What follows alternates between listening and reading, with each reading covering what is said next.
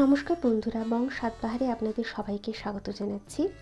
শীতের আমেজ গায়ে মেখে শীতের সন্ধ্যেতে গরম গরম চিকেন স্যুপ বা চিকেন স্টুতে চুমুক দিতে কারি না মন চায় বলুন।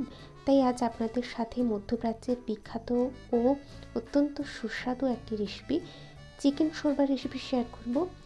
এর জন্য আমি এক মুঠো ধনেপাতা, দুটো তেজপাতা, 1 চামচ গোটা জিরে, একটা গোটা পেঁয়াজ কুচি, 7-8 কোয়া রসুন, হাফ ইঞ্চি আদা, দুটো কাঁচা লঙ্কা, অল্প একটু দারচিনি, একটু জয়িত্রী, দুটো লবঙ্গ, একটা এলাচ ও একটা বড় এলাচ গ্রাইন্ড করে নিয়েছি।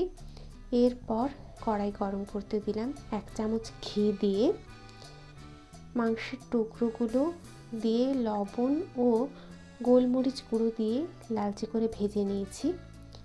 তারপর তৈরি করে রাখা পেস্টটা দিলাম, সামান্য একটু হলুদ ও পরিমাণ মতো লবণ দিয়ে ভালো করে কষিয়ে ভেজে রাখা মাংসের পিসগুলো দিয়ে নেড়ে জল দিয়ে দিলাম। এরপর মাংসটা সেদ্ধ হওয়া পর্যন্ত ওয়েট করব।